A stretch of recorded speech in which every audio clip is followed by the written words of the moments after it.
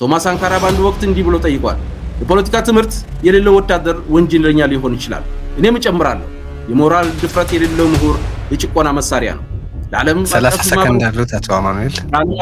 ለዓለም አቀፍ ማህበረሰብ የበዛ ዝምታችሁን አይተናል። አልፎ አልፎ የምትሰጡትን መግለጫ ተከታትናል።